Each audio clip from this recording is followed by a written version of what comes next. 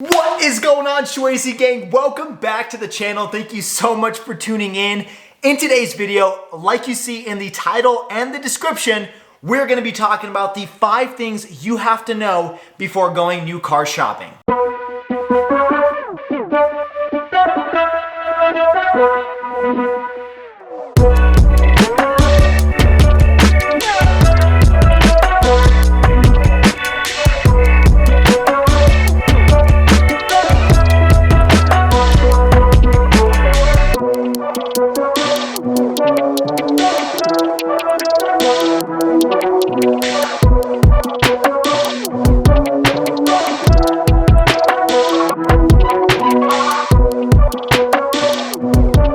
So you've made the big decision that you want to purchase a new car. What do you do? Where do you start? And what's the best way to get the best deal and know that you're not being ripped off? Now, if you guys are a long-time subscriber to the channel, first of all, thank you so much. And if you haven't subscribed, make sure you hit that subscribe button if you enjoy the content. But if you guys are a long-time subscriber to the channel, you'll know that I have leased new vehicles before. I've purchased used vehicles. I've financed. I've done pretty much every single type of purchase that you can of a vehicle. And so I have a little bit of experience in all the different ways that you can purchase a car. And over the years, I've learned some really cool techniques that have helped me get some of the best deals I can possibly get on new and used vehicles. So even though in today's video, I'm focusing on the purchase of new vehicles, some of the stuff I discussed today is great for used cars and for negotiating tips when you actually go to the dealership. So if you want to learn more about some negotiating tips or you're in the market for a used vehicle, you may want to stick around till the end of the video because you may learn some new information that will help you in your car purchasing process. All right, now this is in no particular order, but to kick it off, the first thing I recommend doing before going to buy a new car is to really know what you want. I know it sounds really silly because you think, well, I already decided I'm going to buy a new car.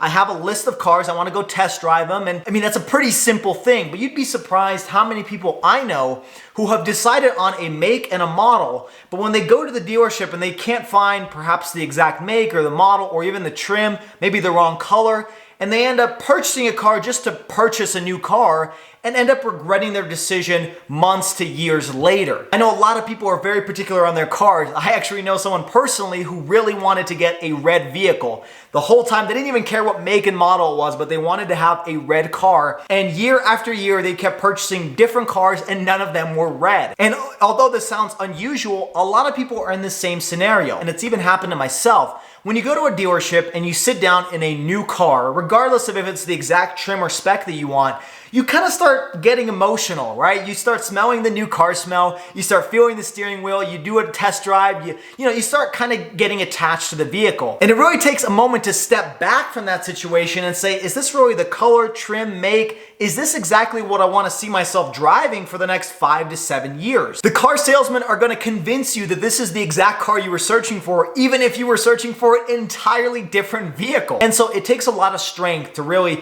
sit in a new car, drive it, and realize, you know what? This is not the car I ultimately want. That happened to me personally when I was searching for my RT Scat Pack probably about 3 or 4 years ago. Even though I ultimately purchased a used Scat Pack from a private party, I initially went to go buy a new Scat Pack. And when I went to this one particular dealership, the salesmen were trying to convince me that this car, it was a red RT Scat Pack with cloth seats, pretty much the most basic Scat Pack that you can buy. They were trying to convince me that this is the car I should get and it's an amazing car and I shouldn't even consider any other vehicles. And even though it sounded very appealing and I was really wanting to get a Scat Pack, I walked away from that car because for one, the monthly payment didn't match, but number two, it just wasn't the right car for me. And a year later when I purchased my Destroyer Gray Scat Pack, I was thanking myself for making that decision, for walking away from a dealership when they were trying to sell me into a car that I ultimately didn't really want. The one I ended up buying was actually cheaper. It was way more equipped. It had the shaker hood, which was one of my biggest requirements. So definitely learn from someone who's been in this experience. You gotta know when to say, you know what, this just isn't the right decision, and this is not the car I came here to buy. And even though it can sometimes be a very difficult decision, you may just have to walk away. And that doesn't mean going to a different dealership. That just means walking away from the decision and thinking about it overnight. Regardless of whether you're buying a car or a house or whatever, in terms of negotiating, Knowing when to walk away is a very smart skill to learn. If you take anything from me in today's video, definitely learn that walking away is probably one of the best decisions you can make. Don't let the salesman talk you into something you really don't want. So now that you've completed step one and you know exactly what make, what model, what trim, what color, everything that you want, and you have potentially found this car on a dealership lot, now the second thing that you need to know before buying this new car is you need to know the current offers of the manufacturer. Now this primarily applies to new cars because used cars may have some very, very localized incentives particular to the dealerships. But when you're talking about a new car, a lot of times the manufacturers has certain incentives for customers that they can use when they go to their local dealership. One of the things I would definitely recommend doing is when you find that make and model that you want, go on to that manufacturer website, whether it's Ford or Toyota, and every single one of them has a current offers section. Regardless of whether you're financing or leasing or just paying straight cash, there's typically one or the other or all of them as an offer on your particular model. There are very few cars out there that I've seen that don't have some sort of current offer at one point in time throughout the year. There are certain cars that only one time a year they have a really good offer and then they remove that incentive from the website. But other cars, for example, a Toyota RAV4 or a Corolla or a Civic, those cars have pretty continuous offers going through the entire year. So even when you're looking at the current offers and at the bottom it says this offer ends March 31st, I wouldn't believe that at all, because a lot of times on April 1st, you're gonna have that exact same offer with the fine print, this offer ends April 30th. But that being said, there are some vehicles that have certain offers and only for that month. And if you don't buy the car maybe around 4th of July or President's Day where they have some really good offers, then you may miss out on the opportunity of buying that car. But this goes back to step number one. If you don't find the right car, learn to walk away. So after you check the manufacturer offers, whether you're leasing or financing, you have some sort of idea on what the local dealership has to offer. If the manufacturer is offering this type of incentive, the local dealership has to do it or you're gonna find a different dealership. It's a very competitive market, so for whatever reason that dealership chooses not to offer the manufacturer incentive, I would not deal with that dealership ever again. Now, another thing I recommend checking is the local dealership offers, because oftentimes the local dealerships in your area may be able to offer an even better deal than the manufacturer does because of certain incentives and relationships they have with the manufacturer. So once you've done the high-level search at the manufacturer, I would narrow it down to your local dealerships and try to find the best combo of offers that you can for the vehicle that you're looking for. Now, for those of you that want a little bit more off the top end of the car, like you just want to take off a few extra grand on top of all the offers that the manufacturer and the local dealership is offering, you're going to want to stay tuned for this next little secret tip. So something I have learned over the years buying cars is you are most likely going to get the best, absolute best offer if you're looking to buy a car at the end of a quarter. Now, I am giving you some super secret information that I feel like not very many people know, but I have used my entire life when I'm trying to buy a new car. At the end of a quarter, which is end of March, end of June, end of September, end of December, your local dealer is probably trying to meet certain quarterly quotas. If you end up catching a dealership the weekend before the last day of the quarter, or maybe even the last day of the quarter itself, you could probably get a few extra dollars off of your monthly payment, because the way dealerships are set up is they have certain quotas that they have to meet by the end of the quarter. They obviously do this on a monthly, weekly basis, but the quarter is kind of the big moment to say, okay, this is what we packed into this one quarter and this is what we expect for the rest of the year. A lot of companies plan this way. The quarter end is a very big indicator on where the trajectory of the company is going. And so if you can get in at the very last day and they happen to have the car that you want, you're not settling, you actually want this car, and this is exactly what you wanted, you could probably negotiate a little bit stronger, and they're willing to be a little bit more flexible on price. The same actually applies for the end of the month, because obviously month end is also a very big important date for these dealerships. And so if you end up going to a dealership at the end of the month, you're most likely going to get a little bit of a better offer than at the very beginning of the month. My fiance's Range Rover was pretty much the last day of the quarter is when we got that lease offer. When I purchased my Toyota RAV4, it was also the end of a quarter, and so I was able to shave off a few off the monthly payment. And so in general, I have found local dealerships are a little bit more flexible around month end or quarterly end time periods. All right, now the third thing that you need to know before buying a new car is you gotta know what your local interest rates are. Typically, credit unions can offer a better interest rate than banks because they're a nonprofit and they're structured a little bit different. And so they can be a little bit more competitive than your local bank can be, but obviously if you have a relationship with the bank, they may be able to beat those offers. But that is one thing you definitely need to do if you're choosing to finance a car and before you go to a dealership. Like I said, the manufacturer may have certain incentives. Some of them offer 0% interest rate, which really can't be beat by a credit union or a bank. And some manufacturers offer a very low introductory rate. Whatever you end up choosing, you just have to know what the market looks like. If you look at the interest rates today, which is March of 2021, they are pretty low when you compare it to the historical interest rates over the last 10 years. And so financing a car right now can be a very good idea. But you just have to know whether your local credit union has a better rate than your local bank, which may have a better rate than the manufacturer. Sometimes a dealership in your area may be able to contract with a certain credit union or bank and be able to offer an even better rate. But if you come into a dealership assuming they're giving you the best rate possible, well, you'd be making a mistake. And going off of knowing what your interest rate is, you definitely need to know what your credit score is. I'm not going to dive into how you can find that out because there's plenty of resources out there available for you to get a free credit score.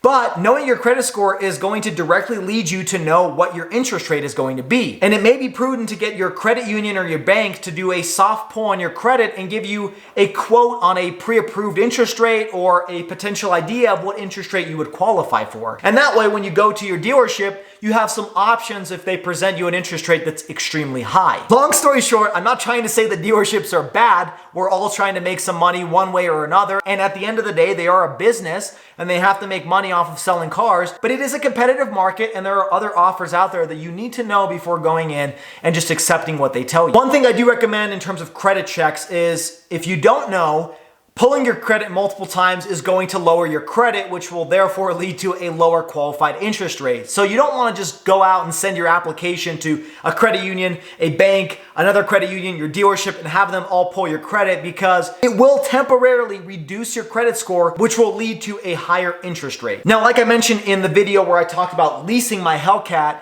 I gave you a little bit of advice on when it comes to leasing because it's a little bit different. You can't go to your credit union and tell them you're going to lease this car from this manufacturer. That's not how it works.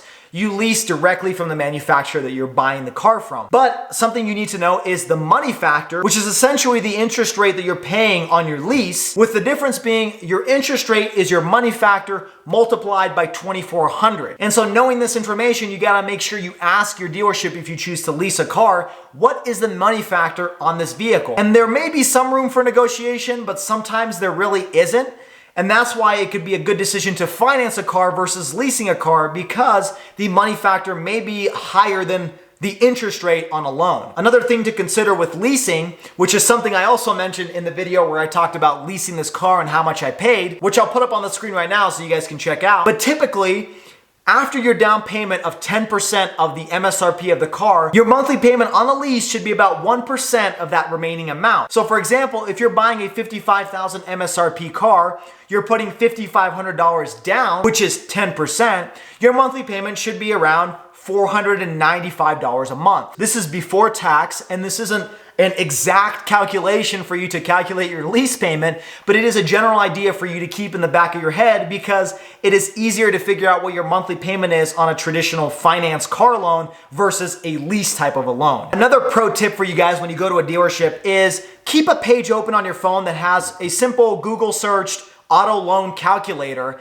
and when they give you the interest rate and the MSRP of the car, you can quickly plug it in and make sure the monthly payment on Google is exactly the same or very, very close to what they're quoting you on the piece of paper they print out. Not that dealerships are trying to deceive you, but it's always prudent to double check the numbers because they may be making a mistake and you can catch it with just a simple plug and play into Google. Now, the fourth thing that you need to know before buying a new car, and this is quite possibly one of the most important things you should have when you go to buy a new car, is you have to have a competing offer. I'm not saying you can't get a good deal without it, or that you can't make up an offer in your head, but knowing what the market looks like when it comes to a monthly payment standpoint and an interest rate standpoint is very, very crucial when negotiating a new or used car. In all of my car buying experiences, I have had a base number that I have worked from, that I have received from some competing dealership that I never even bought a car from, but it gave me a piece of paper or a number in my head that I knew I could use as negotiating power for a last minute drop in the MSRP or the monthly payment. Another example of my fiance's Range Rover, she actually looked at an Alfa Romeo Stelvio, which was a very similar MSRP to the Range Rover Evoque that she purchased, and was a fantastic car that she really enjoyed and was totally fine with purchasing. But that was technically her number 2 choice. Her number 1 was the Range Rover Evoque. And I keep going back to step number 1. You shouldn't compromise and you shouldn't settle for something you don't really want. At the end of the day, she really wanted the Evoque. That was kind of her dream car at the moment. And so even though the Stelvio was a fantastic car, that was the car she wanted. What was great was the Alfa Romeo dealership was actually very straightforward and to the point, and they actually provided us a paper that told us exactly what the monthly payment was with tax on the exact MSRP of car on the lot. And so we took a photo of that paper because typically they don't let you keep that paper, but they let you take a photo of it. And we had that in our phones in our back pocket for when we were shopping for the Evoque. We could use that as a last minute negotiation. And it worked. We were actually getting this close to walking away from the Range Rover she ended up purchasing because they weren't willing to knock off the monthly payment by just a few dollars per month. For my fiance, she had a limit on her maximum monthly payment and she stuck through it the entire time. And when they weren't willing to work with us, we flat out told them, okay, tomorrow we're gonna go to the Alfa Romeo dealership and we're gonna pick up that Stelvio. And just like that, they stopped us at the door and said, okay, wait. We're gonna work with you. We're gonna try to get you to your number. And they did. And the same thing happened with this car. When I went shopping for the Hellcat back in August, which I talked about in a video from a couple weeks ago, I actually looked at an orange one that I didn't really love at all. It was way above my budget. It wasn't the right color. It had way too many features that I didn't need. But when they quoted me the numbers that I had, I again took a photo of those numbers and I used that as a baseline for all the other cars that I was looking at purchasing for myself. And ultimately, when I landed on this car, I used that monthly payment as a comparison to know whether I'm getting a good deal and to squeeze a few extra dollars off the top line. That's why it's very important to stop by a few different dealerships when you're making your car decision purchase. Don't just go to the one that maybe has your exact trim and make. Go to a different one across town that is a totally different color, totally different options. But if they quote you a monthly payment that's even better than the one that you're wanting to purchase, you can use that as negotiating power, and that may help you score a better deal on the one you truly want to buy. I typically like to throw that in at the very end of the negotiation because once you've already gotten the numbers pretty close to where you want them, throwing that competing offer out from a totally different dealership or a manufacturer can typically get you a better deal. Now, the 5th thing that you should know before buying a new car, and this is a very important negotiating tactic, is quoting a much lower monthly payment than you're actually okay spending. I know that sounds a little confusing, but for example, if your limit is $500 per month, and the salesman asks you, what's your maximum monthly payment? I would tell them $400. Maybe even go to like $350 or $300, go crazy. But the reason I do this is because if they come back with an offer of $650 per month, they already know you're going to walk away. So quoting them $350 or $400 a month gives you a little bit more wiggle room. So when they come back at $450, you're already better than your maximum monthly payment is. Now that doesn't mean you shouldn't negotiate a little bit more because if they're starting at $450, that means they could probably go down a little bit more like $425 or $400. But giving them a crazy number like $500 a month is not a good idea because they're gonna either exceed it or meet it right at that price point, and it may not be worth paying for the car that you're purchasing. Honestly, it's not even that crazy to say something unrealistic. I mean, don't go to a Bugatti dealership and say, I'm willing to pay $200 a month. But for example, when I was looking for this Hellcat, there were lease offers in the 500s, and I said my maximum monthly payment for a pretty well-equipped Hellcat is $500 a month. I knew that was unrealistic. I knew that was not going to happen. But that way they knew I'm not here to play around and I don't have that much money to spend on an overpriced vehicle. So they're gonna be more willing to work with you and get closer to the monthly payment that you can expect. Now, since I'm feeling full of wisdom, I'm gonna give you a 6th tip that you should know before buying a new car. And that is something I referenced a little bit earlier about my fiance, which is knowing what your maximum monthly payment is. This goes along with knowing what car you want. I love Lamborghinis, but I know I'm not going to get one for $500 a month. But if you're looking at a specific car and you know what the local offers are and you know what the manufacturer is incentivizing the dealerships to offer, based on those numbers, you should set a maximum monthly payment and try not to go over when it comes to negotiating with the dealership. Just like what I said in the first reason, it's difficult because you start getting emotionally attached to this new car or used car, and you may be saying, well, you know what, what's $20 here or there? Maybe I'll settle with, 520 instead of my 500 maximum. And although that is sometimes acceptable, that's a slippery slope because it could lead to 550, 560, all the way to 600 bucks a month.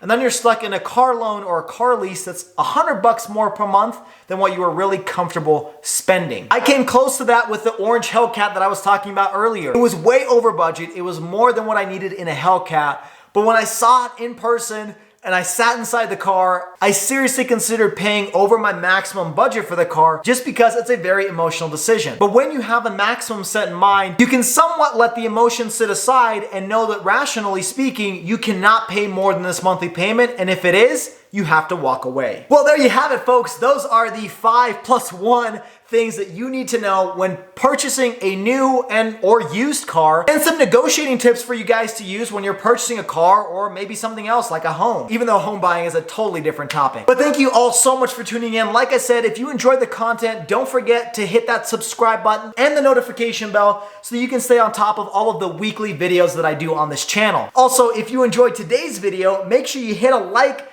and put a comment down below and share it with one of your friends or whoever you think would find it useful. I am here to try to provide as much entertaining and informative content that I can, and I will continue to grow that in the future. Like I say in every video, stay schwazy, stay healthy, and have a wonderful day.